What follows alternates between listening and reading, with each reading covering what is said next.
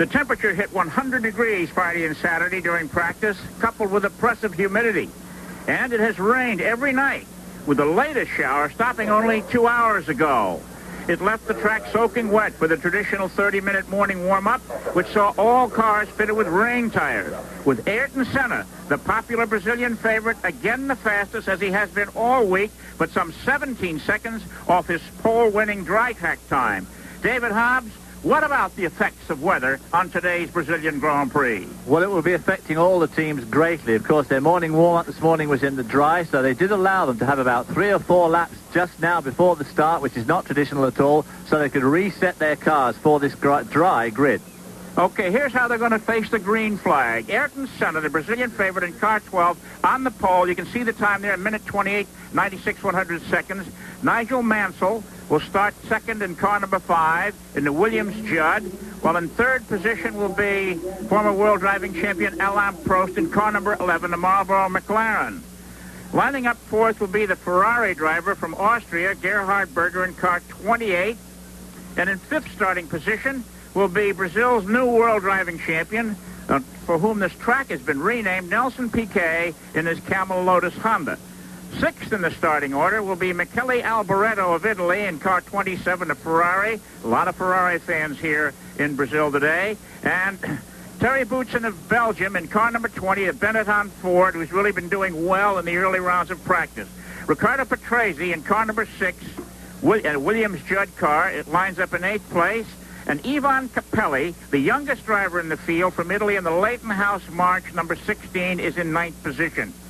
Japanese driver Satoru Nakajima in car number 2 is lining up 10th, the Camel Lotus Honda. In 11th position is Derek Warwick, a 33-year-old Briton in car 17. The USF&G Arrow is powered with the Megatron engine. 12th in the starting lineup is Alessandro Nannini, an Italian who has moved into the Benetton Ford team here in car number 19 and has also done extremely well in the early rounds. A rookie driving in his very first Grand Prix race is next, a former landlord for Ayrton Senna, Mauricio Gugelmin in car number 15, a Leighton House March. In 14th starting position will be Andrea de Cesaris in car 22, the Real Ford. And then is Eddie Cheever in the USF&G Arrows number 18. 16th, Philippe Alliot of France in the LaRousse and Calmel's Lola Ford. And his teammate Yannick Dalmas in car 29 lines up 17th. Then it's René Arnoux, one of 8 men who has won Grand Prix races, next in car 25. And Philippe Streep in car 14, an AGS Ford. Another rookie, Luis Perez Sala of Spain in car 24, a Minardi. Stefan Johansson in car 26, a Ligier is 21st. Jonathan Palmer of England in a Tyrrell car 3. Adrian Campos of Spain in car 23, and then Stefano Modena, another Spaniard, in car 33. And the last row will be Gabriel Tarquini in car 31 on a Coloni Ford, and Oscar Larrari, another first-timer, he from Argentina, in car number 32.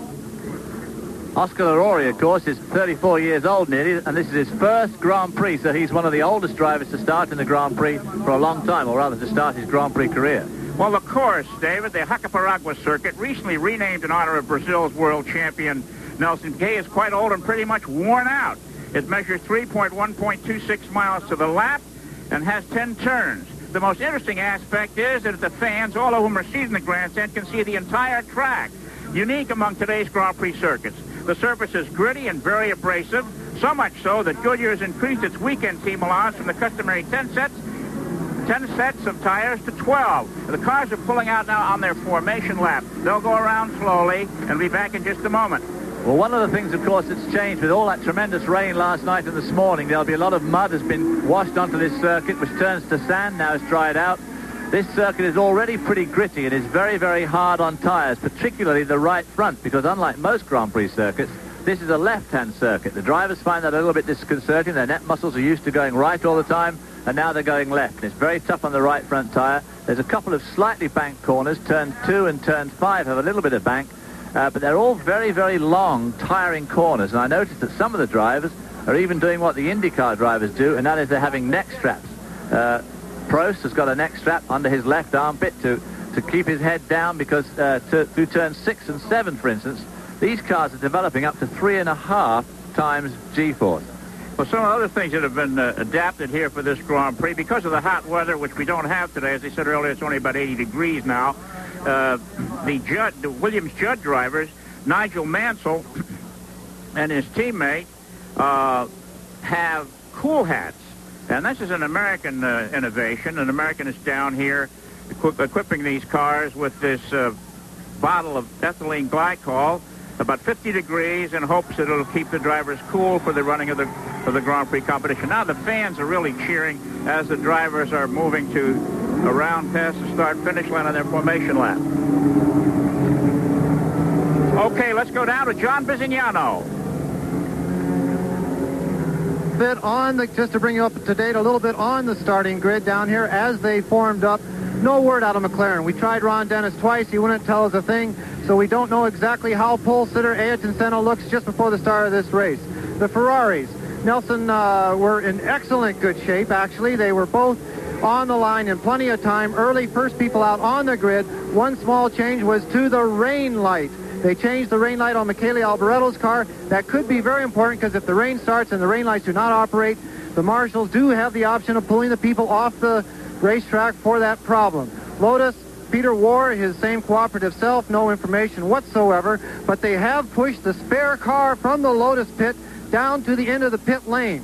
Now that means if there is a problem, we think it's too late for a driver change on that, but there had to be some mystery to that on the grid due to the fact that they pushed the spare car out so that Nelson Piquet could possibly get into that spare car. The Williams, they had a leak in the active suspension. That can be a problem because when there's a leak, the whole car falls down onto the track.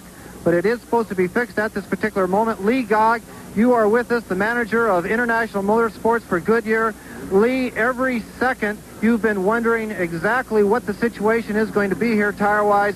How do we stand at this particular moment? Well, our main concern right now is whether it's going to rain. We practiced in the rain this morning. Very marginal. Wears out the rain tires in 15, 20 laps. So we're anxious to get about an hour and 10 minutes of dry in, so if it rains, it's not going to stop us. If it rains halfway through the race, it's going to be very bad commotion because the track is terrible for either wet or dry tires. Thank you, Lee. Back to the booth. Chris, take it away. All right, thank you very much, Sean. The tire situation here is interesting. The regulating body, the Fédération Internationale du Sport Automobile, has established a set of criteria as to whether the race will be called wet or dry. If more than half the cars start on rain rubber, which they're not, then it will be called a wet race, and it would continue on no matter how hard it rained. Now with the field on slick tires, if it rains, they may stop the race so they can change the rain tires and shorten the distance by 3 laps. They're moving into position.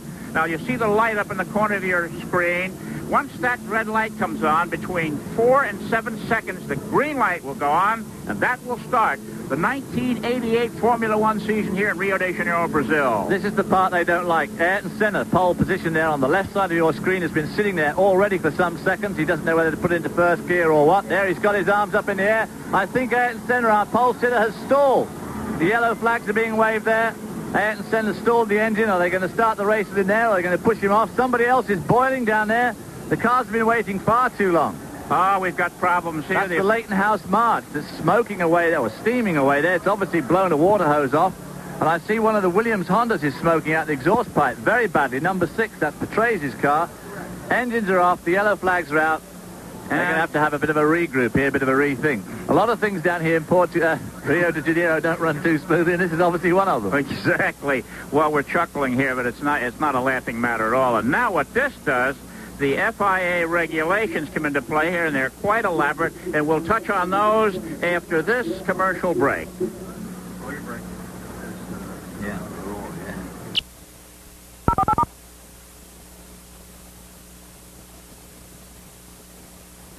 Exactly. One of the cars stalled on the track during the formation lap, which is why the officials did not bring the starting flag or turn the green light on. In the meantime, Senna, whom you're looking at now, Ayrton Senna, the McLaren mechanics are working on the gear linkage of his car. David, you had it right. He couldn't get his car in gear, and this was a blessing for Senna, actually, if you can believe that. Well, it was obviously a bit of a blessing for Senna. It was also a blessing, too, for Larori, whose car was being pushed. Unfortunately, it was not a blessing for poor old Yvonne Capelli, who's done so well in practice and qualifying here in the Leighton House March Judd. Now, Nigel Mansell stopped on the grid. As soon as he realized the bets were off, he in fact took off and did another warm-up lap. Which, if his fuel is the least bit marginal, probably was not the best thing to do. I don't quite know why he went round again like he did. Maybe just to check out that slightly faulty active suspension that he had. Well, that may well be, and of course fuel is the problem here. The fuel regulations, not so much for Mansell because his car has unlimited fuel, but for a turbo car, the limit has been dropped way down this year, David, as you well know, and there's some concern about the 8 turbo cars in the race being able to make it to the finish line on the fuel allotment. Now, what's been used here in the formation lap and for Nigel Mansell an extra lap will be compensated for by shortening the race by 1 lap when it's restarted, perhaps more laps. We'll have to wait and see what the officials decide on that. We do apologize for our American viewers. We understand the video isn't quite up to our United States standards. We hope to get that improved before the show gets going. Now let's go down pit road to John Bisignano. Thank you, Chris. The situation is down here is that Ron Dennis has just made the decision to roll the pole-sitting McLaren off the grid. Ayrton Senna's car is out of the pole position on the grid, and they are pushing it behind the pit wall at this very moment. The spare car is coming out of the McLaren pit. They're revving the engine, trying to get everything warm. They have to realize it will only have 1 pace lap on that car where everyone else has 2. They'll be a little bit more up to temperature. Now, we are trying to find out. Of course, we want to stay away from McLaren at this particular situation, but we're trying to find out where Senna's going to have to start from. I believe he'll have to come out of the back of the pit lane or from the front of the pit lane, but we'll see exactly what the movements are here. Also, March has gone after their spare car. So we'll keep an eye on the pits and keep you informed. Back to you, Chris. All right, John, one of the things that's different in international Formula One racing than United States racing is where in the United States the car qualifies, and in Formula One racing the driver qualifies, and you can substitute cars, which is being done now in 2 and possibly 3 instances. There's all sorts of mechanical work taking place on the grid there. There's Austrian Gerhard Berger and his Ferrari. We see they're lowering his car down. So, and the 3-minute sign was given a few moments ago. There you can see him cooling off the radiator.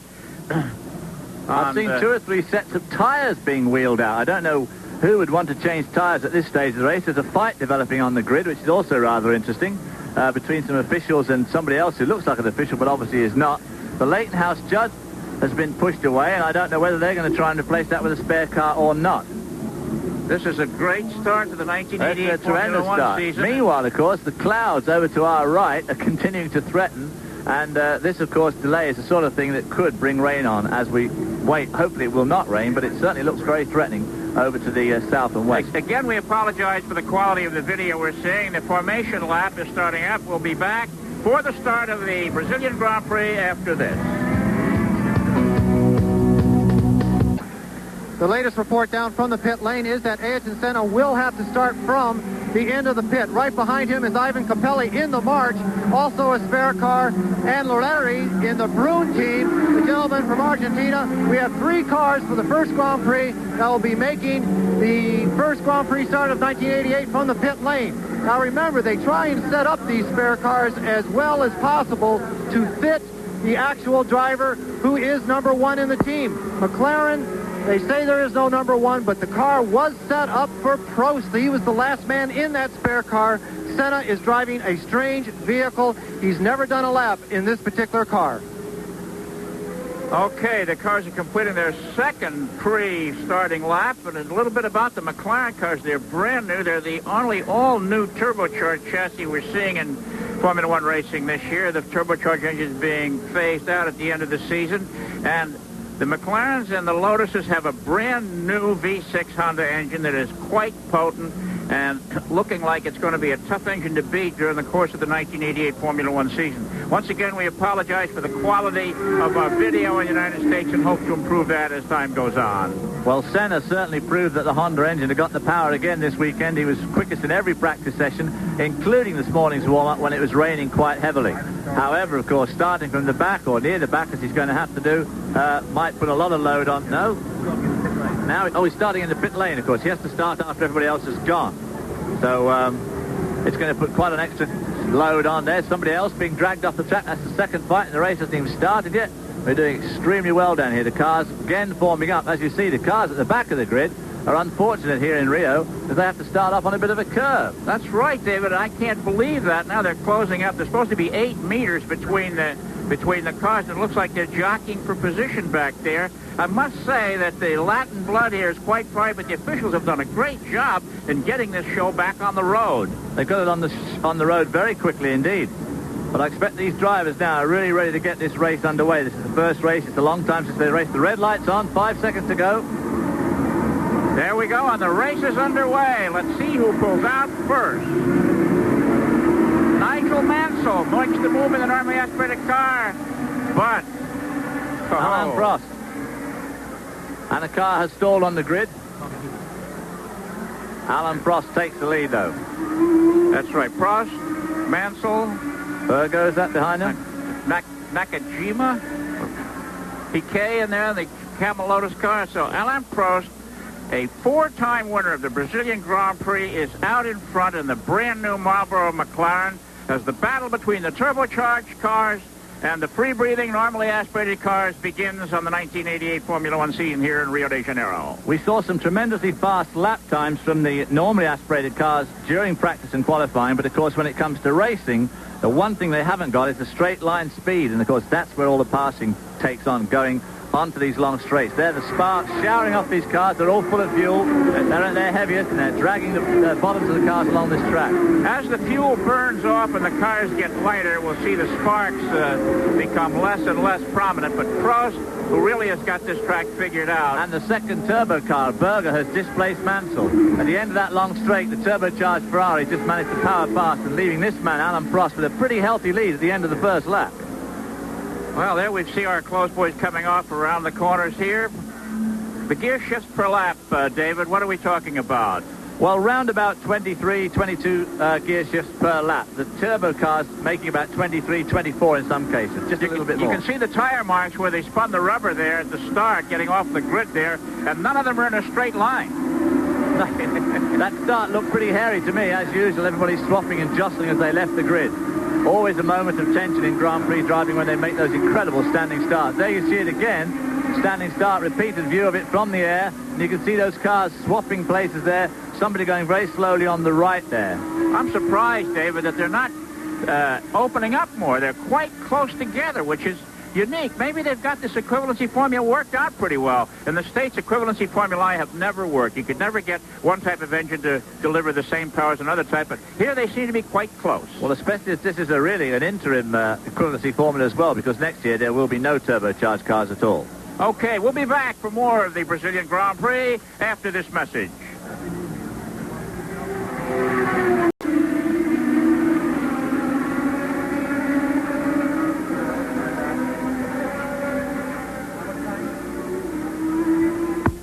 Okay, Alain Prost leads Gerhard Berger, Nigel Mansell, Nelson Piquet, and Michele Alboreto in the top 5 positions.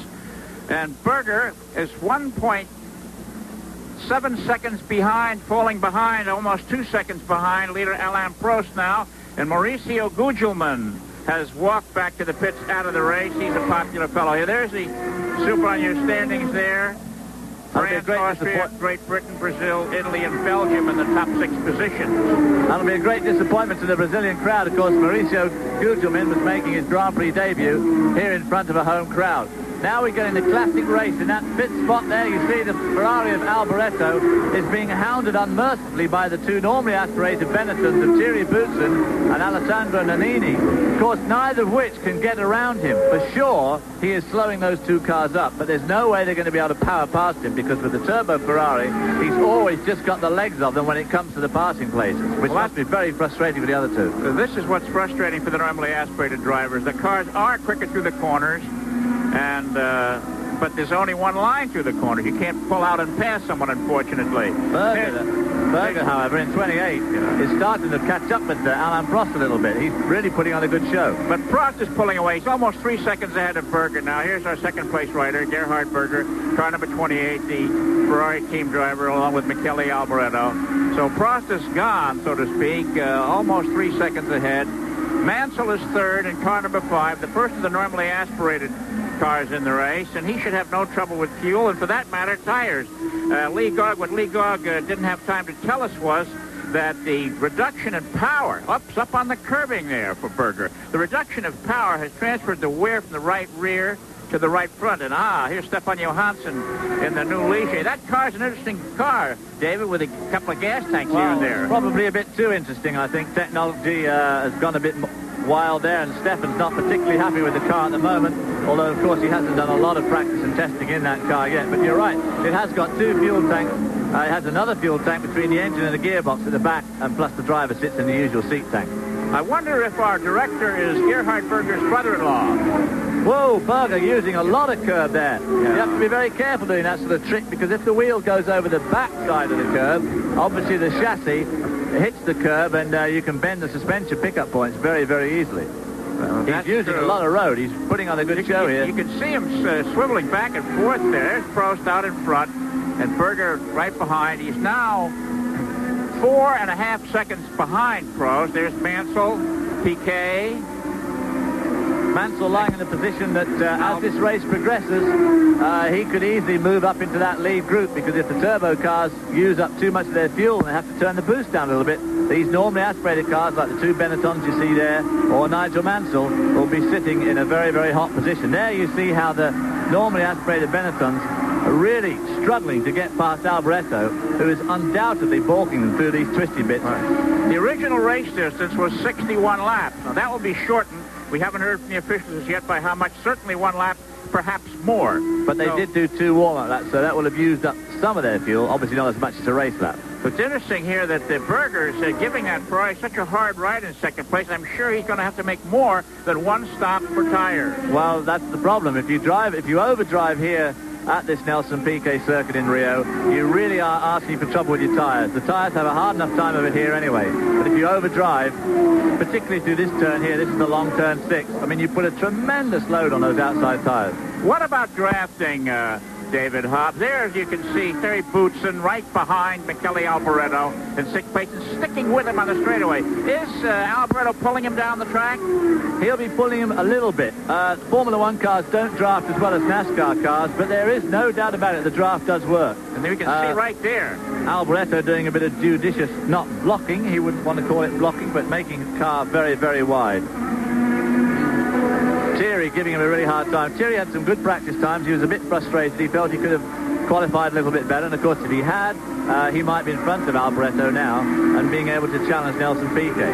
You know, as I said earlier, the ruling body, the FISA, has many, many regulations, page after page, one of which is, for safety reasons, all drivers have to be able to get out of their cars in full racing regalia within 5 seconds. And that test was given every driver on Thursday.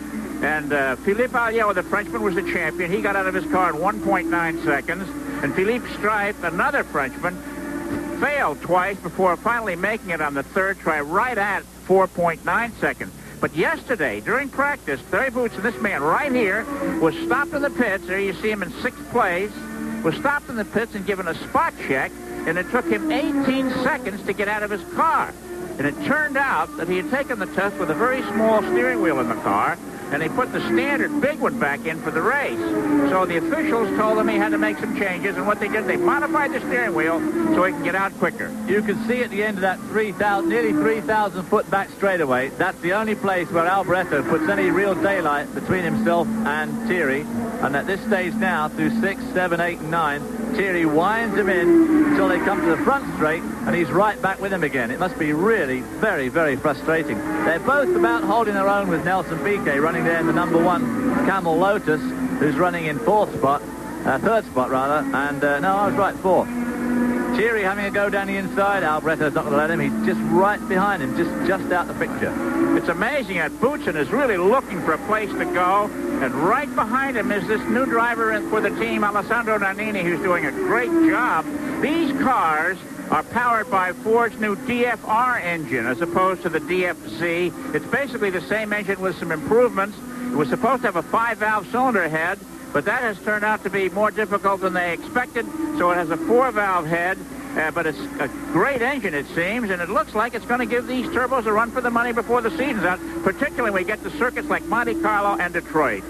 These cars weaving about on this very, very long cornered track, like a lot of slot cars. There's Thierry right behind him now coming onto the last corner before the straight. and you just watch how that long-legged Ferrari will pull away down this back straight. You know, it's interesting. This track is flat as a billiard table. It's flat as Milwaukee Mile in the United States. I don't think there's a flatter Grand Prix circuit around it. It's really featureless. Right, Thierry hung on better then. He hung on a lot better that lap, and as he goes into this south curve, all the corners here, there we see Senna. Senna coming from the back of the grid. If you remember, he had to leave after everybody else had started, and we haven't seen much of him yet, but he's now up to 13th spot and obviously making ground. Okay, and we have Alain Prost, Gerhard Berger, Nigel Mansell, Nelson Piquet in the top 4, and we'll be back with more of the 1988 Brazilian Grand Prix after these messages. Oh, Williams there. Crazy. Well, Alain Prost has built a 9.5-second lead over Gerhard Berger. Terry Boutsen has passed Michele Alboreto for 5th place. And Ricardo Patrese has coasted to the side of the road with trouble in his car, leaving the Williams Judd colors for Nigel Mansell. Now, this year, there are new rules to live by. The turbochargers go from 4 bar to 2.5 bar with a pop-off valve. What's a bar, David? Well, a bar is short for barometric pressure, and barometric pressure is about 14.5 pounds per square inch. So when these guys are running at 2.5 bar, for the IndyCar enthusiasts and teams, that'll be classed as like 75 inches of mercury, but in reality, it's about 33, 34 pounds per square inch of pressure. Just about the same pressure as most street cars using the tires. All right, the turbo cars reduced their fuel allowance from 52 gallons to 40 gallons, a 25% reduction. And what does that mean, David? Well, that means that if they're allowed to run at this 33 pounds per square inch of boost, they may not, in theory, be able, in actual practicality, may not be able to run that much boost all the time because they'd use up too much fuel, so they might have to turn it down to get through. The normally aspirated cars, on the other hand, have got no fuel restrictions at all, and they're all carrying between 180 and 190 litres of fuel back to the old 50-gallon mark. And another new rule, for safety's sake, is that any new engine must have a new chassis, and any new chassis must have the driver's foot box behind the front axle line. So what they've done, in a sense, is grandfathered in the old turbo cars and the old normally aspirated cars for that matter, but many of the new cars have their driver's feet behind the front axle. With the normally aspirated or free-breathing cars, there's no fuel allowance, so they can run as much fuel as they wish. How much do you think they went with compared to the turbo, David? Well, they're running, like I say, they're still running about 50 gallons. The turbo cars have made tremendous strides in the last few years at reducing their fuel consumption. There we see there's Senna moving up. He's in 9th place. We may be in on one of these virtuoso drives that happen every so often in Grand Prix racing. There's Senna going by Satoru Nakajima for 8th place from the helicopter. And it's the crowd here ever loving it.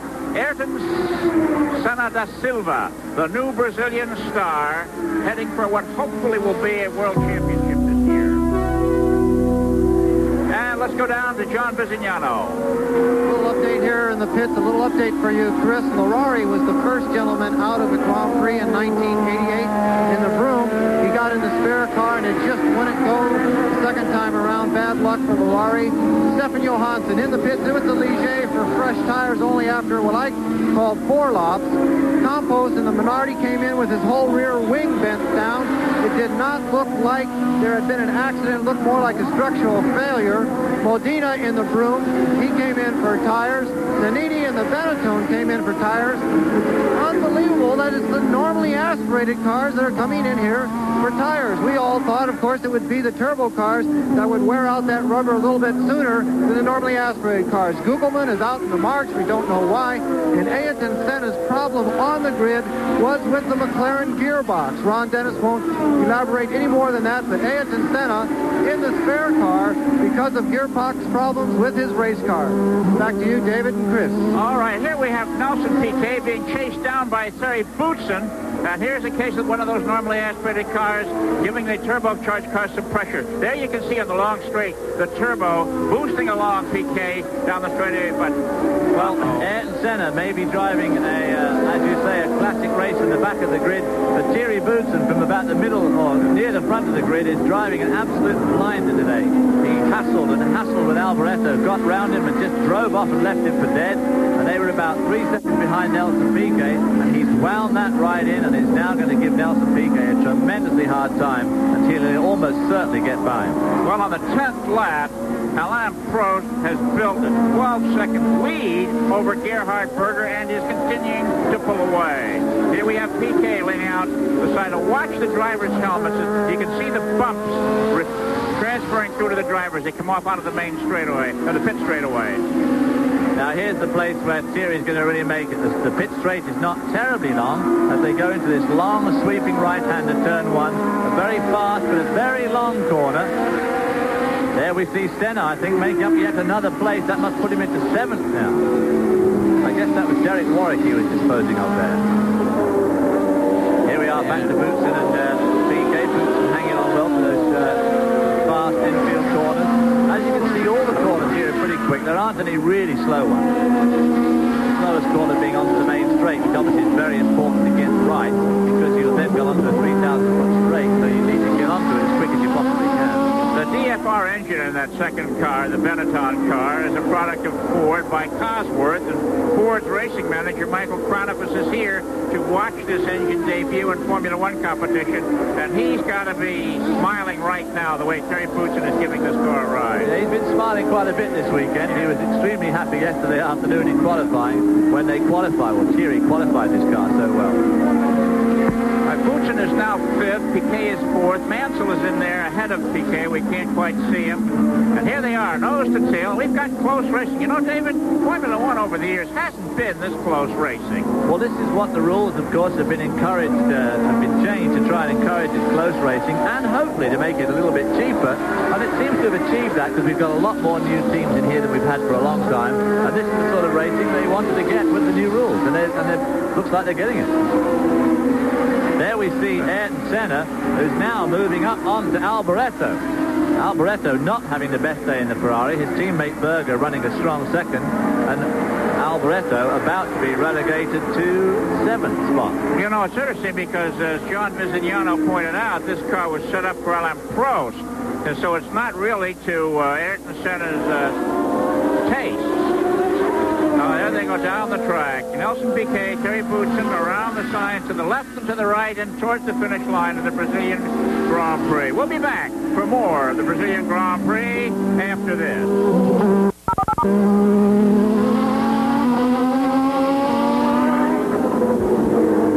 We're back in the Brazilian Grand Prix, and Alain Prost is putting a second to lap on his advantage over Gerhard Berger, and Ayrton Senna, who started at the tail end, is now in the points. He's in 6th place last time by.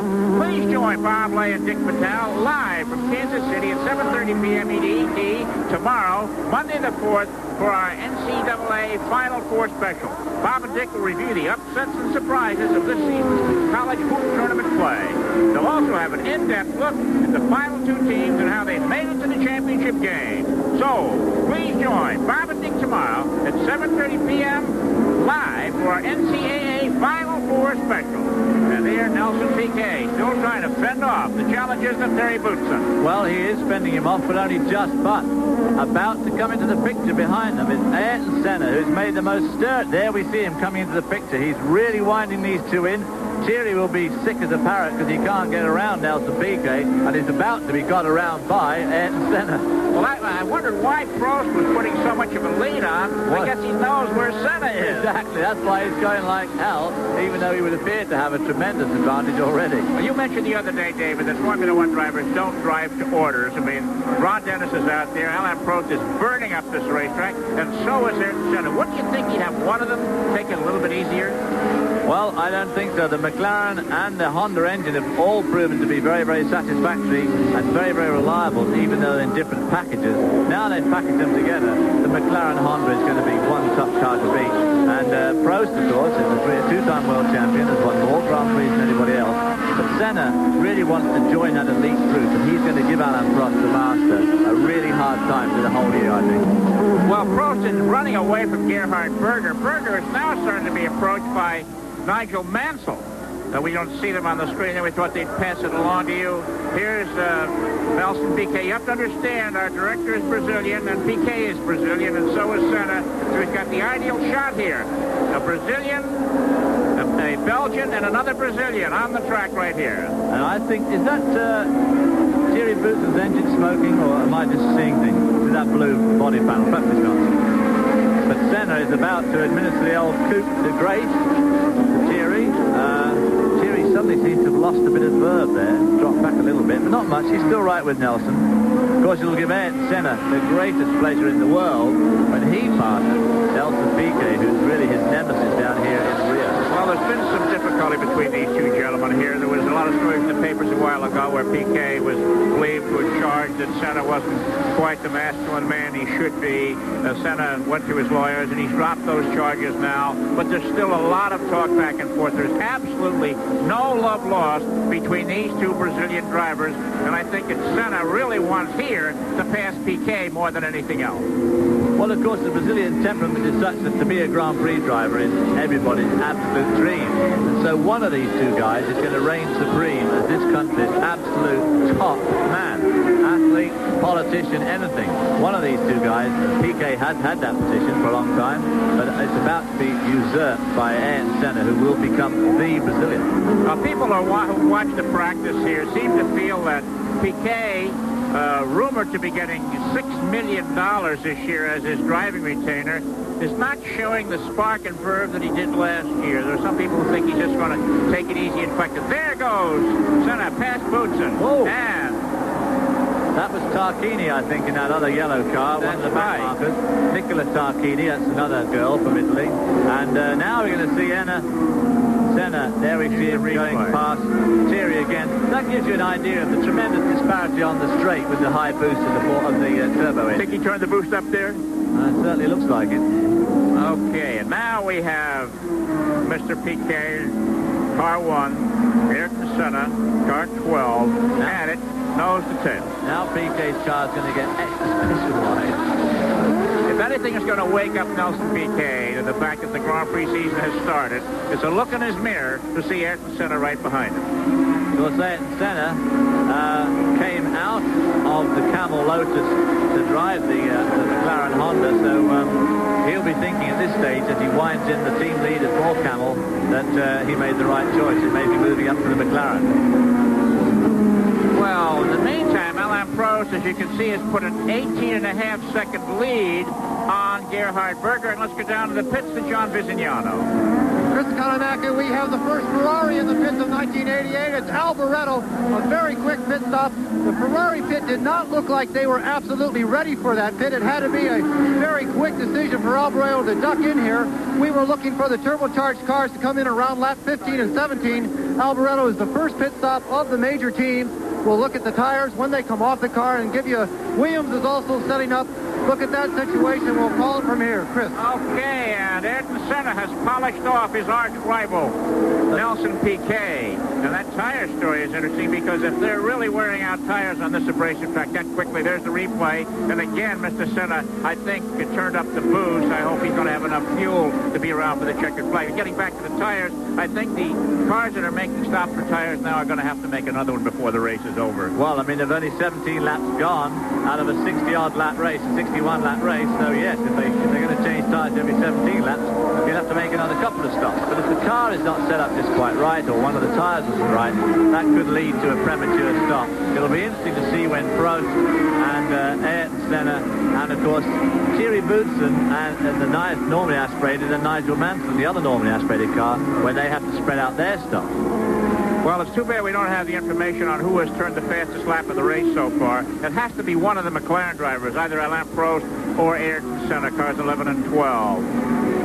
I would say that Senna, I don't know what the gap is between the lead and Senna.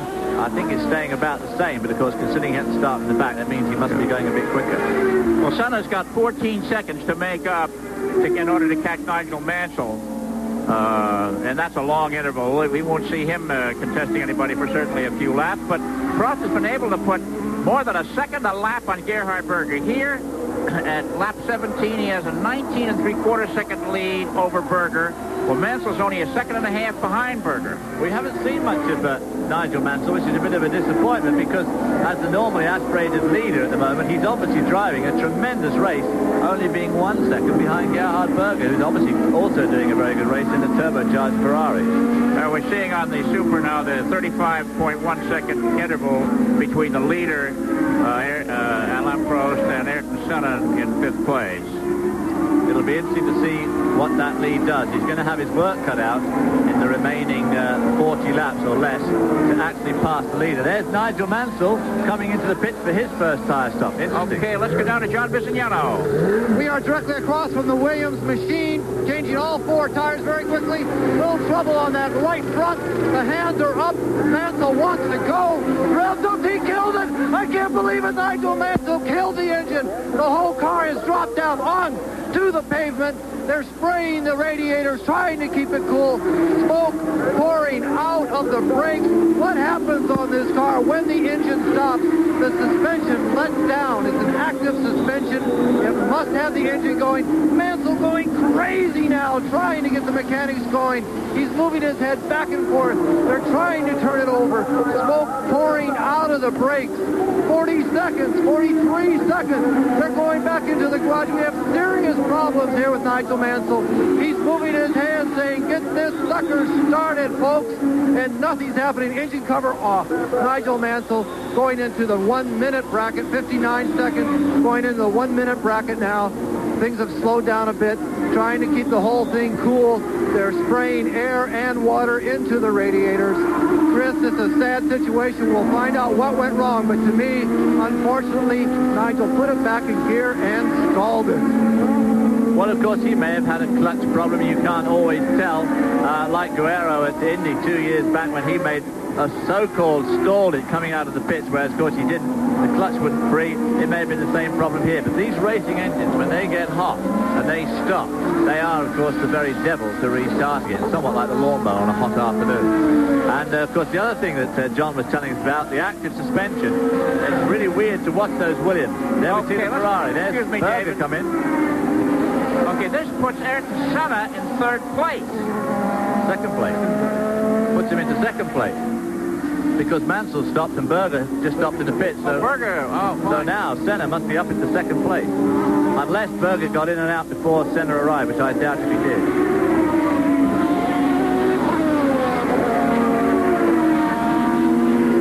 So the whole thing is really hotting up. Both Ferraris have been in.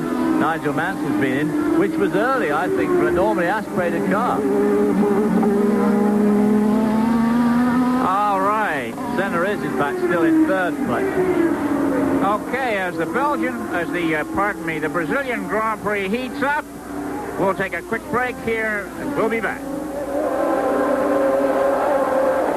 And here is Nelson Piquet in the pits. Meantime, Ayrton Senna has moved to within 30 seconds of Alain Prost on the track. How about that, Dave? Well, Senna must be driving his little Brazilian heart out, because although there's been those pit stops with Berger and Mansell, which elevated into 2nd spot rather quickly, the gap has come down 5 seconds in just 3 laps.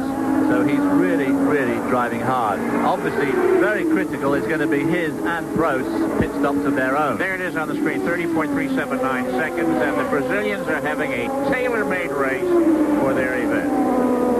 And there's number 12, Ayrton Senna, and the Marlboro McLaren. Number 11 is Alain Prost out in front, and Senna's weaving to the left and to the right, an absolutely beautiful form on this 3.1.26-mile track. About the only three front runners that have yet to stop are the 2 McLarens of Prost and Senna, and Thierry Boutsen. Thierry Boutsen has yet to stop in the normally aspirated Benetton, also putting in a sterling drive, and he is now in 3rd spot because of the fact he hadn't stopped.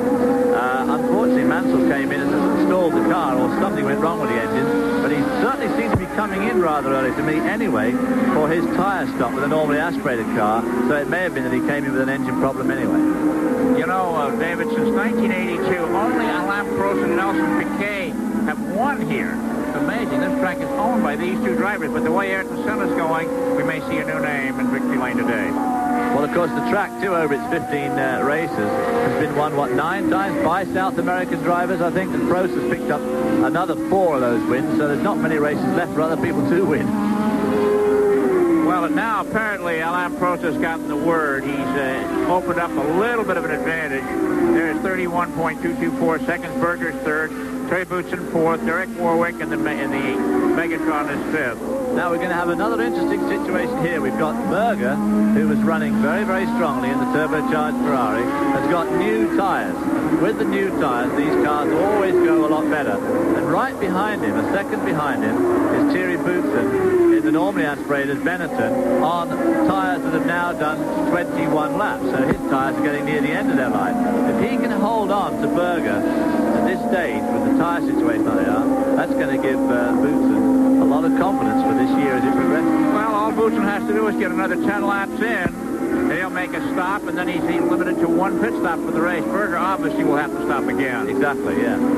So there we see Berger catching up with, that's 26. I think that's Stefan Johansson in his Ligier drive, which he's not terribly happy with at the moment, but I'm sure that as the year progresses, they'll get a lot of their problems out of the way.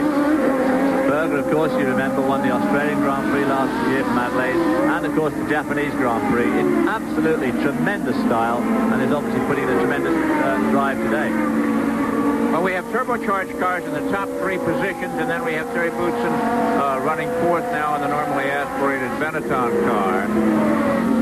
Turbocharged cars 5th, and the Derek Warwick at the wheel, car 17 the hours, and Andrea De Cesaris is 6th in a normally aspirated car. Let's see how the rest of the top 10 shape up. A turbocharged car, Satoru Nakajima. Then we have Piquet is an 8th now. And crossing line 9th is Michele Alberto. That's a turbo.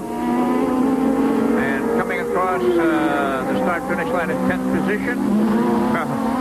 Prost is putting it on now. Prost, Eddie Cheever, another turbocharged car. So Prost has decided he'd rather win this race 5 times than let the South American driver win it for the 9th time or whatever it is, 10th time. Prost, of course, the absolute consummate racing driver of the 80s. Done an incredible job, won more Grand Prix now than any other driver, 28 to his credit. And he'd obviously like to make 30 this year. Only 2 normally aspirated cars now in the top 10, the Boutsen and the De Cesaris. It looks like the turbos are staying to the fore here, but of course it's a long way from the finish.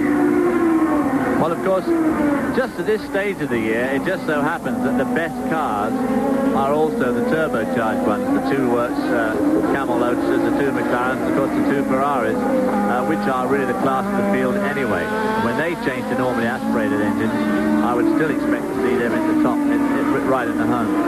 Now that Nigel Mansell has fallen afoul of trouble, the Judd engine, which is a Honda-based engine being produced for the racing community by John Judd of England, is not looking too well. We can look at all of the loose stuff on the track there, David. Well, that's a good point. I was just going to mention that. You can see from that low shot, as you say, all that grit and rubber, rolled up rubber. And Derek Warwick was saying to me before the race that this is a real one-line track. If you get off-line and you get up in that stuff, you better head for the guardrail.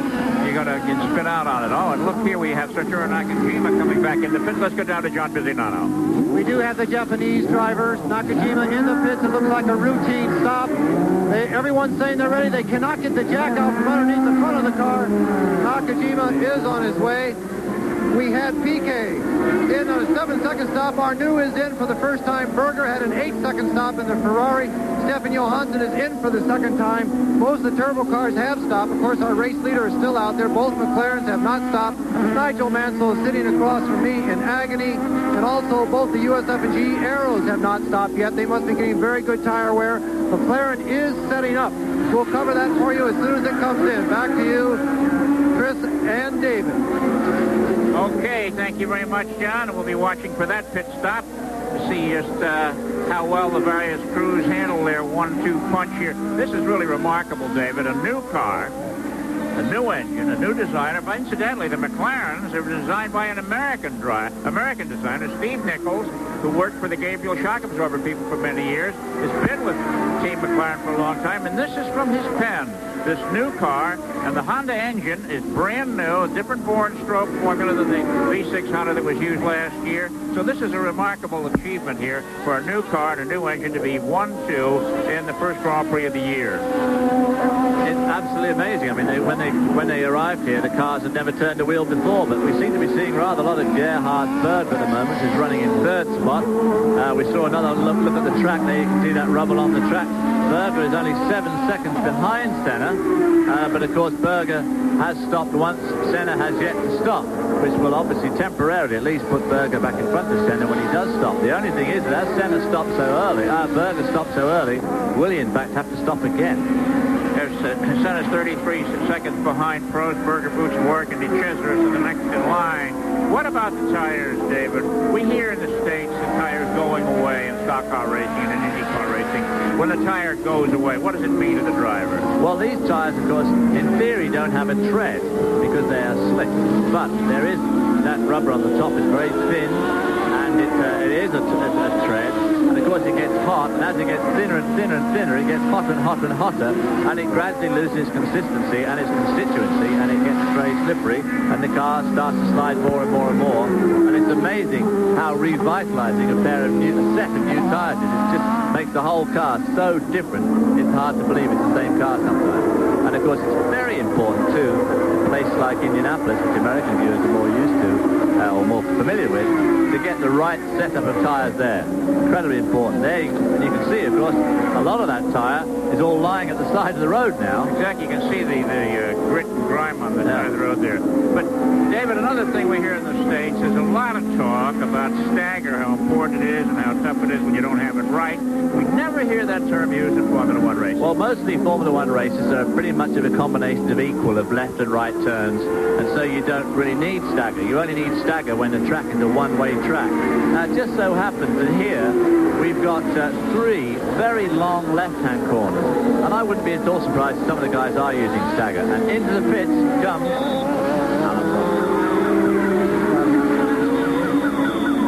He'll be very determined to make this a good stop. Here you go, John. Alarm Prost in the pits, and the McLaren boys go to work. Both jacks up, left and rear. They're doing his helmet also. He must have used up all of his tearaway visors at this point. Ron Dennis is in front of the car. St. Albrecht, they do have a problem with that left front. Your leader is out of the pits. A very quick stop. How quick was that? 11.9 seconds was up on the screen.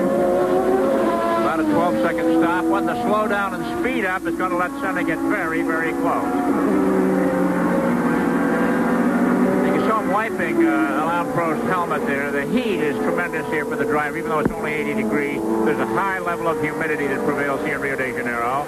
And speaking about the heat, the brake temperatures on these cars have proven excessive. And as a consequence of new temperature-sensitive paint is being used as indicators on the front edge of on the narrow side of the brake disc. 3 different colors. The first color, the paint changes at 2,000 degrees. The second color paint at 2,300 degrees. And the third color paint at 2,500 degrees. So after the car is out for practice and comes in, they can tell by looking at the paint just how hot those brake ducts are. And if they get to be real hot, then they can increase the brake duct size, and that's a problem with the ducts. The FIA says they can only be so big. We'll be back with more of the Brazilian Grand Prix after this. Okay, and Ayrton Senna has been in the pits and had tough luck. Stalled the engine. He was in for 32 seconds. Think of the tough luck, David, that Ayrton Senna's had. At the start of the race, he had to come from last, work his way back to second, and now his teammate Alain Prost is in, makes a 12-second pit stop. Ayrton Senna goes in, and it's over 30 seconds, so he's got to do it all over again. Yeah, he's worse off now than he was in the first place. But this guy, Berger, the cameraman seems to have a bit of a love affair with, is certainly putting on a good show. He's only 11 seconds behind Prost, and in fact, just before Senna's pit stop, Berger had wound down the gap between him and Senna from like 9 seconds to 4 seconds. So Berger, with his new set of tires, he's already made one stop, is obviously running very, very strongly. The only thing is, will he have to make yet another stop? Because he did stop rather early. Well,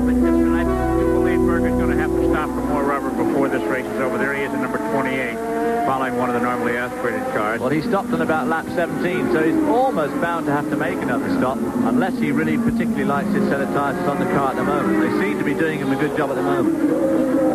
The spectator turnout today is a little bit less than anticipated. It may have been the rain this morning, and of course it is Easter Sunday in a highly religious country where other things take priority than motorsport. There we see Berger again. Berger actually losing a bit of time on that lap. He's now 12.7 seconds behind the leader, Alain Prost, who's made his what will certainly be his one and only stop, unless there's something wrong with the set of tyres he's got on now. Ayrton Senna is now back in 6th position. He's on 2 seconds behind Boutsen, and if he catches Boutsen, when the statistics of this race are analyzed, it may be that Ayrton Senna will have passed more cars than there are in the race. He certainly will have done it. He'll pass them all at least once, probably twice. Okay, let's talk to John Visignano once more. Thank you, Chris. Just a little bit of an update down here. Jonathan Palmer and the Tyrrell came in for a routine stop, no problems whatsoever. Senna, when he came in, he did not stall the car in trying to get it out. The engine just sort of fluttered dead as soon as he came into the pit stop. And as you say, that was a lengthy stop, and it has put him back in a bad position. When Arnoux came in, he was very slow. We'll try and find out exactly what was wrong there. De Cesaris came in, weaving all the way up and down the pit lane. That's not unusual for De Cesaris, but it looked a little bit worse than normal. Cheever was in and out. Now Mansell and Patrese, both of the Williams cars are finished here in this Brazilian Grand Prix. The only thing we could get out of a very cooperative Frank Williams was simply that it was an engine problem. So the new Judd engines for the Williams team have let them down a bit here in Rio. I still say that the engine of Mansell would have been okay if the RPMs would have been up or in the right gear, or the clutch would have been all right too, but they could not restart these very, very hot engines. Back to you, Chris. Ayrton Senna has been given a black flag by a pit-side attendant there, and I can't imagine why. Well, I can't, unless it was some sort of infraction, pit infraction, when he made his stop. Maybe he didn't take any notice of the flag marshal at the end of pit lane. Otherwise, I can't imagine what they're calling him for. The black flag, for those that don't know, is shown to a driver with his number, and it means come in number 12, your time is up. Can't come in for consultation, right? A lot of people mistakenly think it means disqualification. It could, but it means come in for a consultation. They want to talk to Ayrton Senna about something. Well, usually it used to be that it was given if they saw something wrong with your car. It wasn't so much a consultation. They wanted to say, excuse me, but your rear bodywork's coming off. Losing oil or but something. It looks all right at the moment. Yeah. There we see Terence Boutsen rushing down the end of the straight. His car looks okay from here, doesn't it? Now look at the track surface, how much of the rubber and asphalt has been gathered up and is spilling around the edges of the raceway. Quite a bit. And that, of course, makes overtaking very difficult, because as you arrive at a corner and you're tempted to maybe have a go around the outside of somebody or even on the inside, if you get too far offline and get into that stuff, it's incredibly slippery. All right, let's go back down to the pits of John Visignano. Thank you, Chris. We have Crichton Brown, one of the team managers at McLaren. Crichton, Ayrton Senna, a very rough day for the team and for Ayrton. What was the black flag for? John, apparently Ayrton had to change his car after the green flag had been shown, which is fair enough, correct. But why in heaven's name they have to wait till halfway through the race to black flag, I really do not know. I think it's totally unfair. Well, I mean that. Okay, we accept maybe if he infringed the regulations by changing the car too late, fair enough, but don't wait until halfway through the race to tell us. Crichton, let me ask you now, is that something that another team manager has to protest, or does it come straight from the officials? It's the kind of thing that should come straight from the officials. So do you know if it was the officials or other team managers coming down on you here? For the moment, I don't know. I haven't heard. I would have suspected it's probably just the officials, but they've taken a long time to make up their minds. Well, your man is still leading out there, Crichton. Thank you. The problem with that is that the green flag had fallen once. The first start, that green light, that's considered to be a start. And they say that you cannot grab the car out of the pit lane, to start the race a second time. Anyway, I'm sure there'll be an awful lot of discussion on it. Right now, the jury is still out relative to the McLaren pit. Well, that's a big book of FIA regulations, and I don't think anyone knows all of them. And they've found the small type here to impose a penalty on Ayrton Senna, but he's asking for trouble now. Forget what he did before. He's ignoring the black flag now. And, well, yeah, he's coming in now as it happens. But the problem with these officials is where it really becomes almost unbearable for a team and a driver is the fact that they should never have let him out there in the first place. I mean, they should know the rules and regulations. They can't wait till he's entertained the crowd for an hour, used up about $45,000 worth of car, parts, people and equipment, and then pull him in. I mean, they've had their money's worth out of him. They should have just not let him out in the first place. Well, that's exactly the case. They're explaining now to the situation to him. He's getting out of the car, and it all seems a bit down. He had never taken the green flag anyway. I don't know. The red light is the starting command here for the race.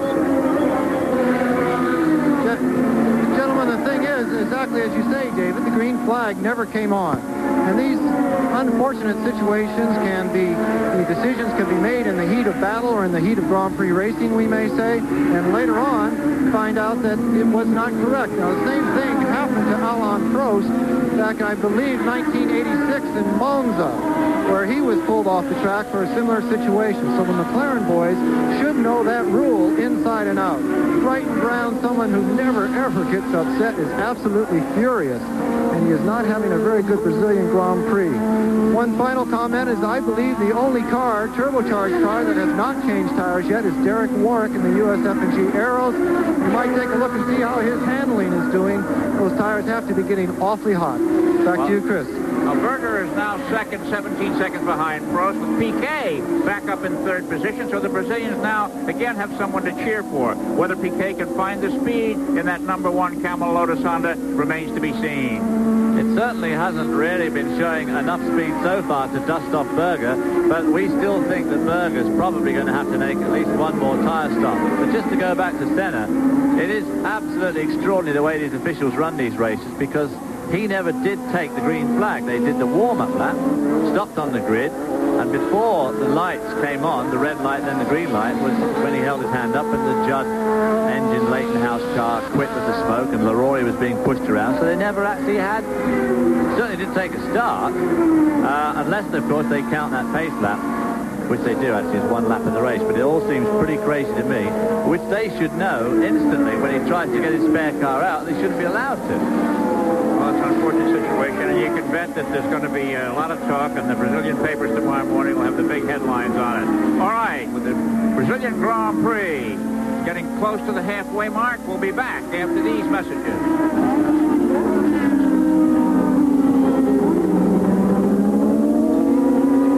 Fine finish. Recall Nelson Piquet had a horrific accident during qualifying, and his former teammate Nigel Mansell went on to win. So, join us May 1st at 5:30 p.m. Eastern Daylight Time for the San Marino Grand Prix. There we see Nelson Piquet in the Camel Lotus. He's running in third spot.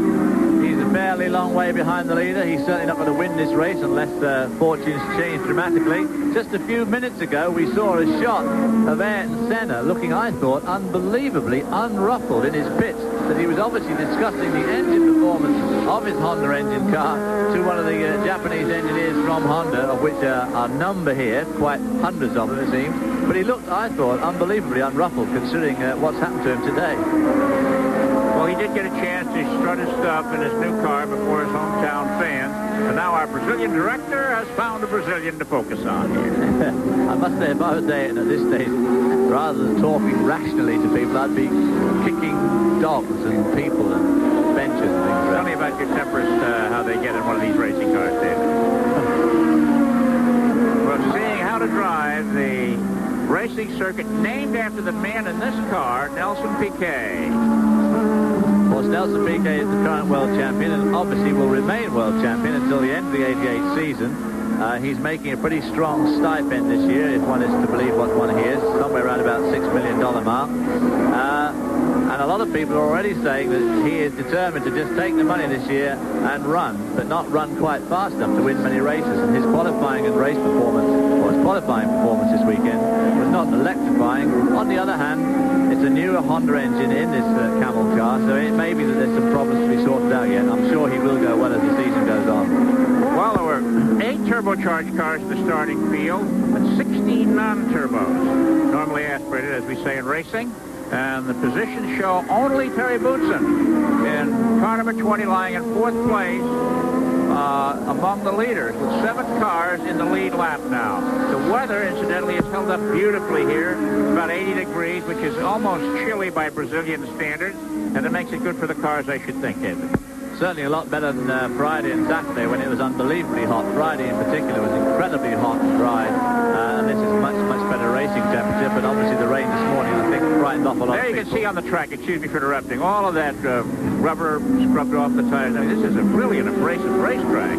It is very abrasive. It's very hard on rubber, and although the normally aspirated guys are pretty happy now because Goodyear supply all the cars, and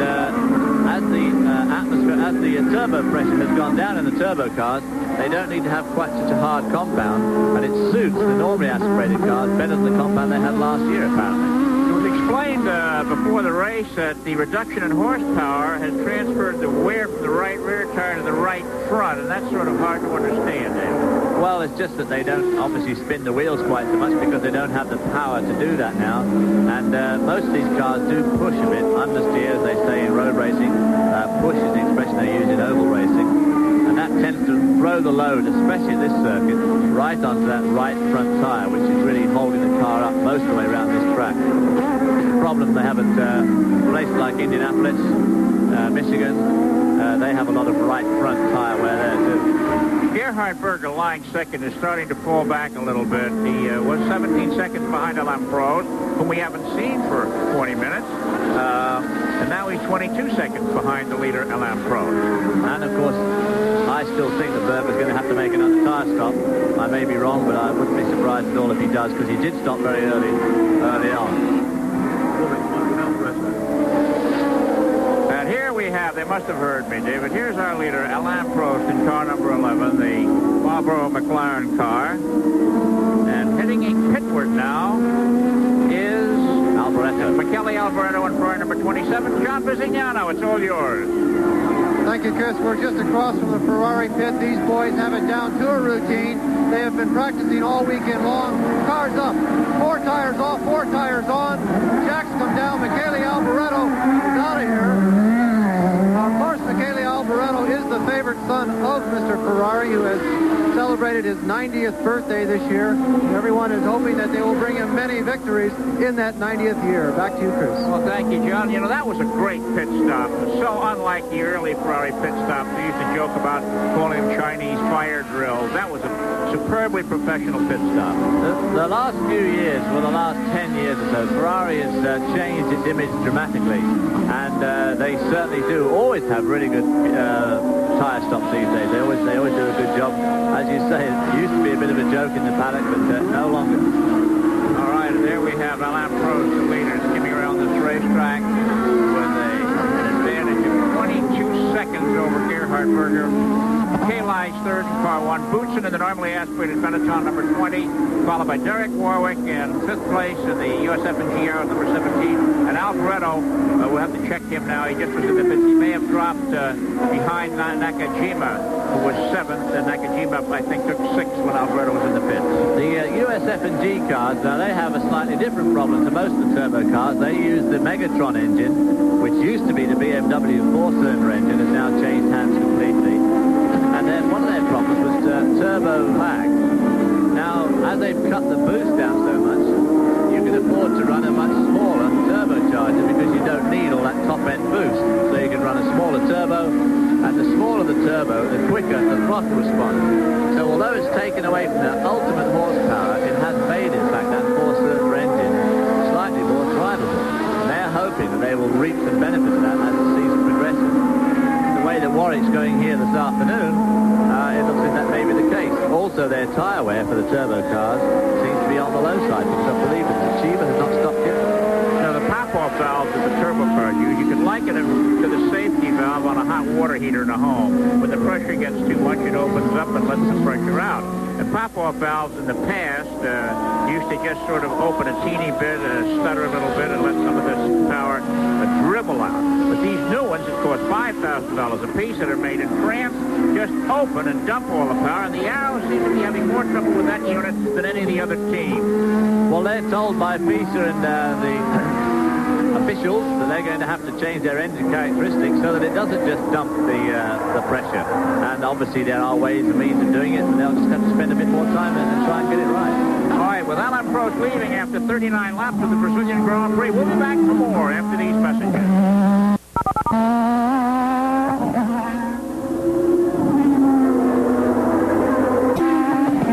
And the fastest lap of the Brazilian Grand Prix was held until a moment ago by Alain Prost on his third lap. I would have thought Senna would have had that honor.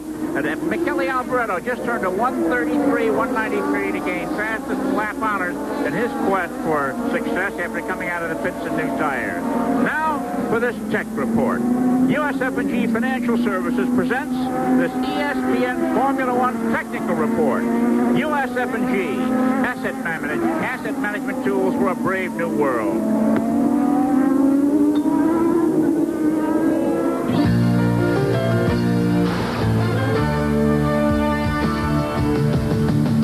Temperatures in Formula One are critical on every part of the car.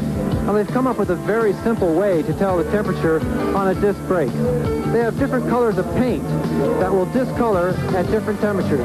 The green paint goes off at about 450 degrees C. The red paint goes off at 600 degrees C. So when the car comes in, they know exactly how hot the range is on the brakes. Now, in a circuit where there's a lot of left-hand corners like here, one side of the car will actually be running hotter than the other. You can see on the right-hand side of the car, the green is totally gone. This brake is running quite hot, just above 450 degrees C. The left-hand side of the car, the green paint is still there. We're running cooler on the left than we do on the right.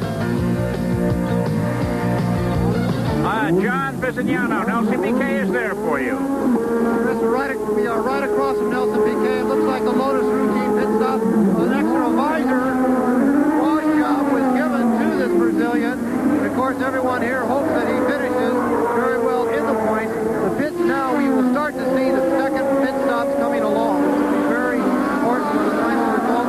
Ferrari's setting up. We'll have it for you, Chris. Back to you.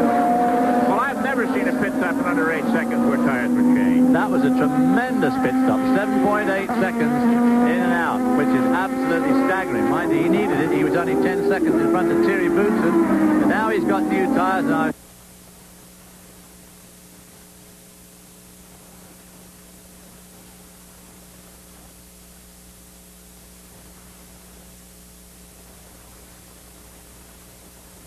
And they're going to be pretty tactic. The pits are getting busier and busier in this Brazilian Grand Prix today. Piquet's exit. And one of the legations. Here's one of the Lolas. The Balio, I think. And let's go. Here you go, John Visignano. Gerhard Berger again. This is no Chinese fire drill. The Ferrari boys are very serious about this one. He's down. He's going a little bit, but he got the back wheel. He almost lost it.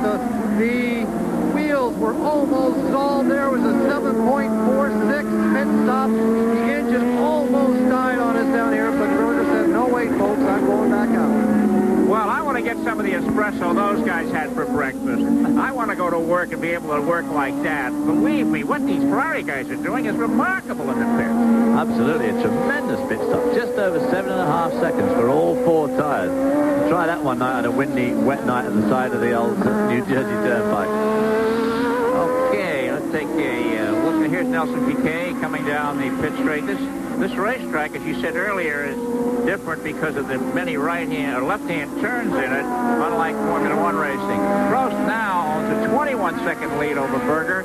Piquet is third, 51 seconds behind. Boutsen fourth, over a minute, and then Derek Warwick. So it looks like Mr. Alain Prost has absolute total command of this competition today.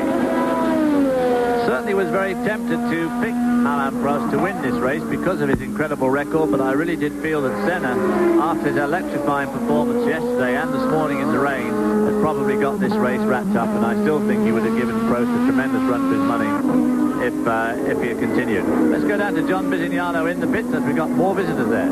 The only American in this Brazilian Grand Prix, Eddie Cheever from Arizona, has just come in. The Aero team, again, like Ferrari, they've been practicing all morning long. It looks very routine. There is a problem with the right rear. That nut was not going to come off, but they did get those hydraulic jacks a little bit more jacked up, if you will say. And the left rear was fine. The right rear did stay on. During these second pit stops, you can see the heat on the back end of these cars and on the front spindles because of the brakes and them running longer. Some of that heat will expand the metals on these one big lug nuts that hold on these wheels. So the second stops could be even more dramatic than the first. Back to you, Chris. You know, one of the regulations that prevail in Formula One racing is that the drivers have to be weighed with their helmet and driving uniform, driving shoes, etc., ready to go twice a season, at the beginning and at the halfway point. And their weights are then programmed into the weight computer. When the cars come in during practice and are weighed, the driver's weight is subtracted and they find out whether the car is legal or not. Now, the driver's weights used to be published, and the drivers all objected to this because somebody was always called fatso when it was pronounced, and one was always called skinny. But we got a copy of this year's driver weights and found out that the heaviest one of the people in the race today, believe it or not, was Nigel Mansell at 178.5 pounds. The lightest driver was the Japanese driver Satoru Nakajima at 132 pounds. Last year's heaviest driver was Riccardo Patrese. He's close this year, about a few pounds less heavy than Nigel Mansell. He 173.8 pounds. So every driver, as I said, was weighed this week, and those weights stay in the computer until the halftime weight. Well, another thing, of course, that happens to a driver is that you lose a lot of weight in the race because of perspiration. Obviously, racing is probably the most classic sport where people do lose weight from perspiration because you're surrounded by all those clothes. But this guy we're looking at now, Thierry Boutsen, was always a source of wonderment to me when he and I used to drive together in John Fitzpatrick's Porsche. At the end of a 2-hour stint, Thierry would get out of the car and look absolutely just like he did when he got in it. Pretty irritating young gent, but he's being wound in now by Derek Warwick in the USF&G Arrows car. There we see Alio, who spun. He either spun or just drove off at the south curve at the end of the long back straight. Obviously a bit upset with himself. Yeah, I would think so. David, they just revealed that Gerhard Berger has turned the fastest lap in the race, a shade faster than his Ferrari teammate Michele Alboreto. Is the track itself getting faster? Well, it will be today, because normally by this stage of the weekend, the track is about as fast as it's going to get. But all that rain overnight and this morning probably washed away most of the line that had already been formed, and so they've had to put down yet a new line today. There we see Nakajima in the pits. So the track probably is getting just a bit quicker. There's an 11-second pit stop, 10.94 seconds for the Lotus Honda team, but compare that to the Ferrari, 3 seconds or 30% longer. Unbelievable. Boutsen is now up to third spot, but I have a nasty feeling he's going to have that taken away from him by Derek Warwick in the USF&G car. And of course, as the race wears on, the turbo-powered cars do tend to prove superior, because to drive the normally aspirated car to keep up with them, you have to drive so much harder in all the turns, and you have to just drive harder generally if you haven't got quite the horsepower. Well, Prost's lead now has been cut to 36 seconds by Berger, and I got a feeling that Prost is just toasted because he knows in the remaining laps, 18 or 19 laps to go, that he couldn't possibly make up that kind of an interval. Would you slow down if you were Prost? Well, I would a bit, because apart from anything else, he made his pit stop before the halfway mark in the race for tyres, and he's obviously going to want to finish the race without stopping, so he will probably slow up a little bit to conserve his tyres. Although as the race wears on and the driver becomes very, very familiar and gets into a super rhythm and a flow, you can tend to slow up, take strain off the car, but you actually don't lose much time. We have 7 cars in the lead lap. Prost, Berger, Boutsen, Warwick, Piquet, Alboreto, and Nakajima. Cheever's 1 lap down. There we see Nelson Piquet, and right in front of him is Derek Warwick, and right in front of him is Boutsen, having a tremendous scrap here for 3rd, 4th, and 5th. There's Derek Warwick in the white car. That's right. It's fractions of a second. That's all for the money. They would just extend the lens on this camera a bit. We'd see old... Ooh. How about this? I say, that's called putting the chop on him, isn't it? Absolutely, that's at the end of the south, coming into the south curve here. That was all pretty exciting. Boots have dropped from 3rd to 5th in one easy go there. Here we see it again in replay. Now, this was Friday night at Williams Grove Speedway in central Pennsylvania. There'd be a great fist fight after the race over that. Well, I think it was just that the Honda proved to have more horsepower, which is what it's had for the last 2 years, and this year's no different. And the Camel Lotus of Nelson just had a little bit more horsepower than the other two down that long straight. You want to make a bet, David? You want to bet that some of the turbo cars run out of fuel before the race is over? I just don't think they'd be driving this hard if they felt they were. I think they must be fairly confident they're not going to run out of gas. Petrol. That seems to be the big topic of conversation when the rules were announced. Because they used to run out at 195 liters, and now they got 150 liters. Of course, the turbo pressure has been reduced, and with it, the fuel economy improved. But we'll just have to wait and see with about 15 laps to go. There's no doubt about it. The rules and regulations, as they have been for the last 2 or 3 years, have really stimulated performance with economy. And the engine manufacturers have done absolute wonders with fuel economy systems when they're producing such incredible horsepower figures. Berger just set another fastest lap at minute 32.94, and he's gaining on Prost. We'll be back for more of the Brazilian Grand Prix after this.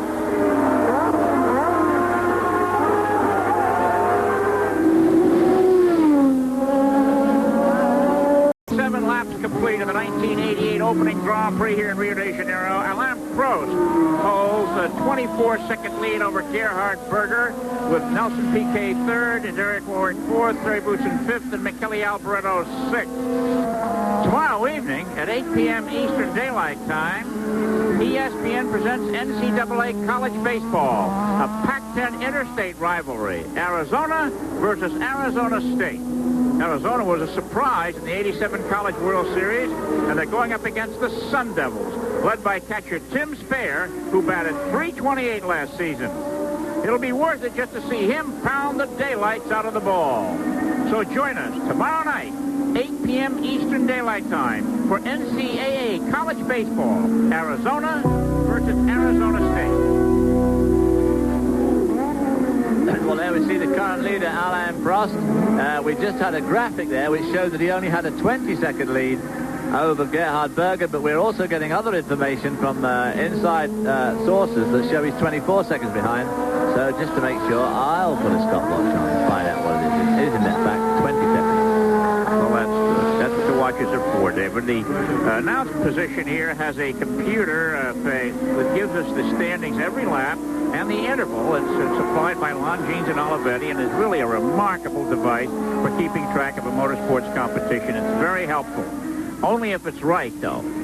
Yes, well, apparently it is right. Berger seems to be making a bit of ground on Alain Prost, but of course Berger has got a lot newer tires than Alain Prost, and the thing is, there we see Jonathan Palmer in the Tyrrell. That's the only one in the race. Julian Bailey, the newcomer, would fail to qualify. Jonathan Palmer, of course, our current normally aspirated world champion, won the Jim Clark Trophy in 1987 for the normally aspirated world championship, but I don't think, the way their car's been going here, that he's going to win it this year. For those who follow the sport, 31 cars came here. Only 30 are allowed to attempt to qualify, and Alec Caffey was eliminated after Friday morning's practice. And during the qualifying rounds, Julian Bailey, Jonathan Palmer's teammate, failed to make the race, as did Piercarlo Ginzani of Italy in one of the Zaxpeeds, and his Zaxpeed teammate, Bernd Schneider of West Germany, who's never been in a Formula One, couldn't qualify fast enough either. And the other driver to miss the race was Nicola Marini of Italy in the Osella. 26 cars took the flag, as we said. 16 normally aspirated, 8 turbos, most of which are still out there running well. Well, our friend Thierry Boutsen, who we saw earlier on running in 5th spot, had just been taken by Alboreto in the Ferrari. So we've now got a fully turbocharged top 5, and there we see it there. Derek White running particularly well in the USF&G car. Well, I don't know what your watch said, but Berger's 18 seconds behind Prost. He's catching up, and the thing is that with only just over 10 laps to go, 12 laps to go, we just don't know what's going on in the little Frenchman's mind. But you can be rest assured that he has the problem under control. We do know what's going on in the Austrian's mind, though. Yes, I will have you yet. Well, it's interesting that we're in the dark as to the number of laps because the race has stopped. The regulations are so complex. It was supposed to be 61 laps. We know it's not going to be that long because of the stop. But we'll be back for more after this.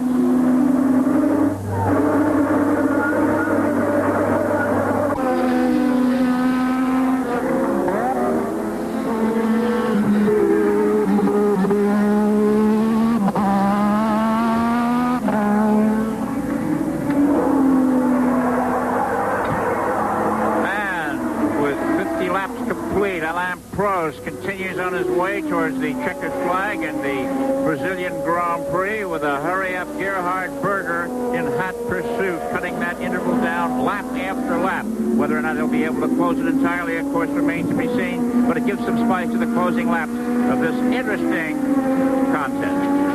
Interesting opening round of the 88 season. Gerhard Berger, of course, went out with a tremendous flourish at the end of 87, winning the Japanese and Australian races, and he's taking nearly 2 seconds a lap off Alain Prost, with about 9 laps to go and 14.5 seconds behind. Even my mathematics say that it is theory it's possible to get him. Of course, passing him will be a whole different ballgame.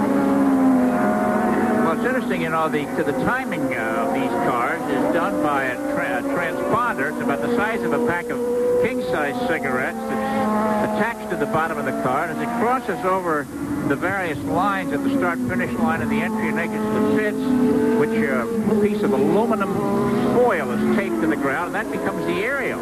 And it's been considered extremely accurate, but our watches show the interval less than the interval these machines are showing us here. 16.033 is the last interval. What'd you get, David? Well, I got 14.4, but of course I am just winging it out through the window of the booth here, which is strictly verboten, and we're supposed to be watching the monitor. Here we have the new one, 13.5 seconds in round numbers is the interval. So I was right all along. Oh, David, you're on the ball today. The only time I've ever been wrong was when I thought I was wrong, and I was right all along. All right, let's go down to pit road and our colleague, John Visignano. Thank you, Chris. A little bit of an update down here. Once again, is Dr. Jonathan Palmer, the only driver who has a medical degree. He is out of the Brazilian Grand Prix. His Tyrrell car was actually pushed to his stopping position in the pit lane with a gearbox problem. We have been circulating as close as we can to the Eagle Nest of McLaren. They have been watching the fuel monitoring systems very, very closely. They are concerned about Mr. Prost's fuel reserves to finish this Grand Prix. We believe that he is slowing on purpose, will let Berger draw up within 4 to 5, possibly 6 seconds, and then keep that distance. We cannot get any comment out of McLaren management for obvious reasons, but we'll try and watch the situation very closely. Chris? Well, that's really interesting. As they said, when the rules were announced some months ago, that was the original talk that the turbos would never make it. But we're going to find out here in a matter of 9 or 10 laps or so. And it would be tough on Alain Prost and the McLaren men to see him coast to the stop out of fuel were that the case. But that's racing. You build the rules and you got to live by them and race by them. Well, as you can see, Gerhard Berger is closing the gap at a tremendously fast rate. And if Alain Prost is going to put a stop to it, I would have thought 10 seconds was about right. You don't want to let them get too close, because all you need is a bit of a bad block in traffic, and they're all over you like a cheap suit. And he is letting him get awfully close. 10 seconds is not much, especially there's still 10 laps to go. 10 in theory, but it may only be 9. Depends if they count that second pace lap. I think it's more like 8 laps left, David, but Berger is really hustling. He holds the fastest lap in a minute 32.9. And out the window on the eyeball Timex watch of D. Hobbs, he's only 9.4 seconds behind. It could be that Prost is judging this to a fine line. I certainly wouldn't want to say that he's not. I mean, Alain Prost is probably the most astute, the cleverest, and certainly the fastest one. Certainly not quite the fastest now, I think Senna is, but it's certainly the cleverest Grand Prix driver out there. And Alboreto is only 7 seconds behind Derek Warwick for a position in the points as well.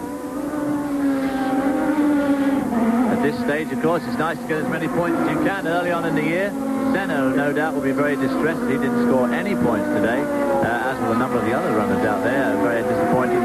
Gujul Min and, of course, Ivan Capelli, who might have won the normally aspirated. There we see Berger coming up to lap Thierry Boutsen, who's now gone a lap down to Alan Prost just a few minutes ago, and is about to be put a lap down also by Berger. And Berger has now cut the interval to less than 10 seconds. Now, this is the sort of thing where Boutsen could easily just hold him up just a little bit, going through this twisty section of the track here. He won't be holding him up much because Boutsen's been one of the quicker drivers here today, but just a little bit. Well, Berger just has to turn up the boost on that Ferrari, and here he's doing precisely that. Look at how fast he went by him. That's on that long back straight. So it doesn't look as if Berger's having any sort of a fuel problem.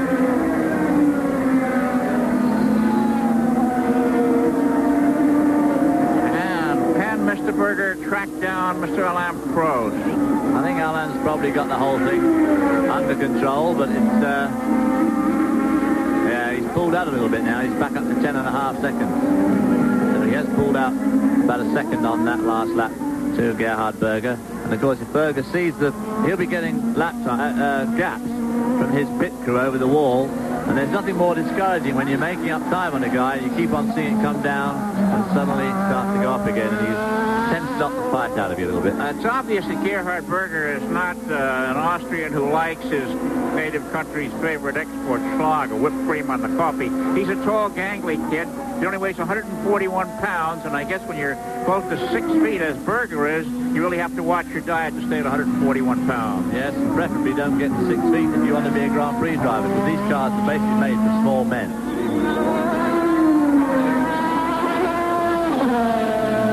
Now, the points show that Prost, Berger, Piquet, Warwick, Alboreto, and Boutsen are in the points. The World Championship is determined by a series of 16 Grand Prix races, the winner of which gets 9 points, the second place driver 6, the third place driver 4, and then 3, 2, and 1. And Andrea de Cesaris out on the course coasts his Real to a stop with mechanical problems off the side of the road on the grass as another car bites the dust here. And here's Gerhard Berger trying to make a race of it in the closing laps of the 1988 Brazilian Grand Prix.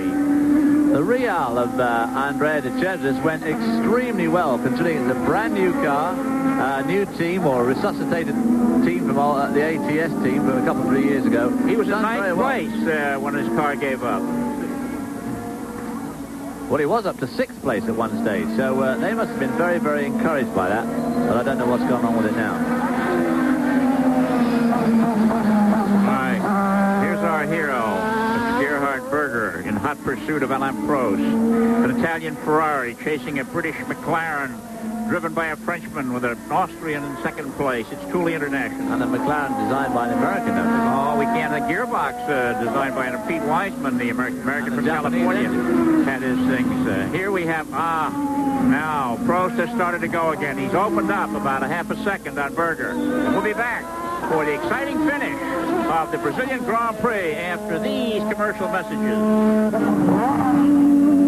He responded in kind, putting his foot to the floor, and he's now pulled out a couple of extra seconds over Gerhard Berger to erase Berger's threat. But the real threat now is the laws of physics. Does he have enough fuel? Well, I think the way he's going and the way he did, in fact, pull out a little bit of time there, that he must have judged. He's got a gauge in there that tells him how much fuel he's got left, and I can only assume that he must have enough left to continue. The fact that he slowed down tells you he might have been concerned, and the digital clock there shows 3 laps to go. 3 more laps of the 1988 Brazilian Grand Prix with Alain Prost an 11.5 second lead over Gerhard Berger.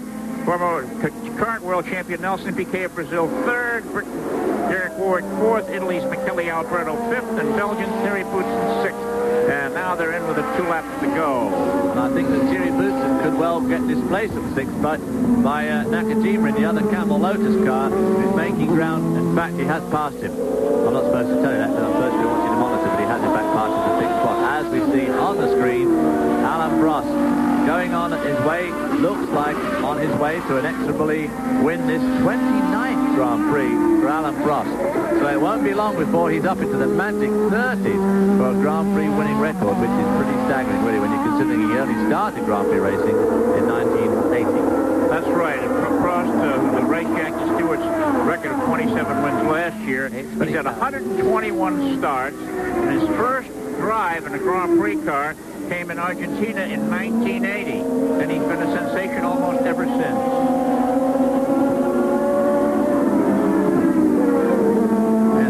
At speed. And another thing that we can't see here, but we feel we ought to tell you about, is that Michele Alboreto is catching up with Derek Warwick. Derek Warwick holding down a good, solid fourth spot, has been for some time. Unless he really extracts the old digit, he could be displaced from that fourth spot before this race is won. As they came by, there was about a 100-yard interval between the two cars. We're told on our monitor here that there should be 4 laps to go, but in fact, I think they're starting the last lap now. And right now, Prost has gone over the start-finish line to start the final lap of the 1988 Brazilian Grand Prix. And there's the sun. And here he is. Let's follow him around on the Curva Pache, named after Carlos Pache, the famous Brazilian driver who won the Brazilian Grand Prix, only to lose his life in an airplane crash. And here, Prost, hugging the outside rail. The car seems to be running smoothly, perfectly, and extremely fast on this final lap of the Grand Prix here in Rio de Janeiro. Well, the McLaren cars over the last number of years have proved to be incredibly fast and incredibly reliable, as has the Honda engine, as it was seen last year in the Williams cars, and now they've got the package together, the Hondas and the McLaren. I can't see it being anything other than almost invincible. Here's the top 6 positions, and it looks like that maybe that's the way they're going to finish, unless Alboreto gets by Warwick. But to have a new car out of the box, and there were 4 practice sessions, which one of these new cars was the top of every one. And this morning in the rain, the same new car was on top. That was Ayrton Senna. Only had to go out, and to have a new design with a new engine combination, it's remarkable. When you say out of the box, of course, you literally mean out of the box, because all these cars arrive in big crates from London in aeroplanes, and the first time this car that you're seeing now, the first time it turned the wheel was Friday morning. Okay, and here with 200 yards to go, 200 meters, I guess I could say, a lamppost of France takes the checkered flag of victory. And look at this. He stops the car immediately. The reason for that is the weight. Because they weigh the cars, and had he run out of fuel on the cool-off lap, it may well have been that the car wouldn't weigh enough and been disqualified. He may have also had to walk back. Right. So he wants the car to weigh as much as possible when the post-race weigh-in takes place. Well, how about that? All alone, Alain Prost, our winner today. That is one explanation. The other explanation is it could have run out. The crowd here are throwing their seat cushions onto the track, which is the track they Brazilian habit, designed to try and decapitate any driver who should be foolish enough to go down the back straight fast on the last lap. It's unbelievable. I've never seen that before. And here's our lonely race champion expecting his right rear tire. Alain Prost, the little Frenchman who is so talented, so fast, and so good. He is unbelievable. Of course, his cronies call him the professor. He's called the professor in racing circles because he is so clever and strategic a driver. Absolutely fantastic. And behind him is Boutsen pulled up also. There are the positions now. Gerhard Berger has taken the checkered flag in 2nd place. Nelson Piquet in car number 1 3rd. In 4th position, Derek Warwick was able to hold off Michele Alboreto, who got 5th in car number 27. A lap down in car number 2 was Satoru Nakajima. And they're the top 6. He was lapped down. And the top 6 continuing. Car number 20 was Terry Boutsen in the Benetton Ford. And then Eddie Cheever was next in the USF&G car number 18. And then 4 laps back, a good ways back, in car number 26 was Stefan Johansson in the Ligier. And we'll be back for more, the closing comments of the 1988 Brazilian Grand Prix after this.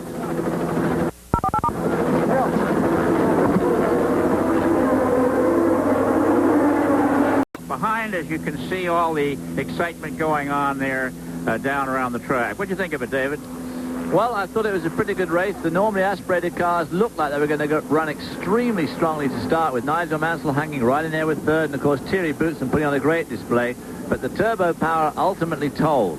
Now, everybody thought that here at Rio that the turbo cars would still reign supreme, and they certainly proved it. And Imola, I think, our next stop in a month's time, I think will be the same.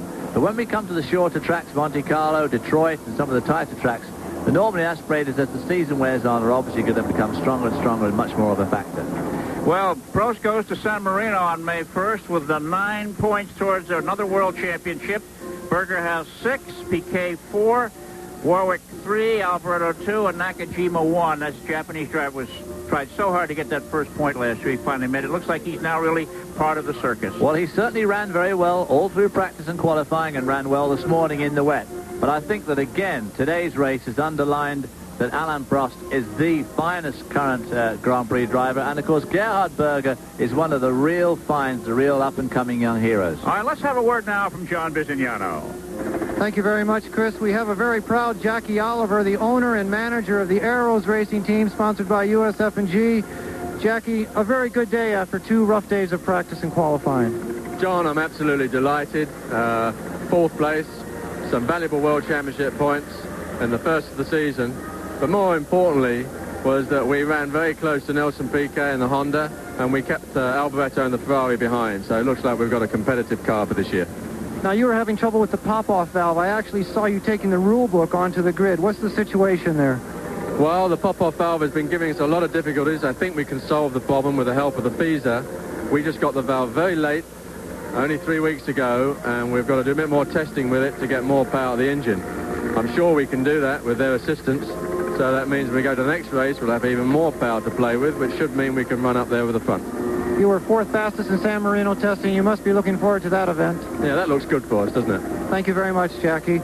Chris, back to you. All right, to the stirring strains of the Marseillaise, Alain Prost stands tall on the victory podium, flanked by Gerhard Berger and Nelson Piquet. Alain Prost stands tall. That's a bit of a contradiction in terms, I think. Well, he stands taller now after winning the race, and he stood this morning before he started, David.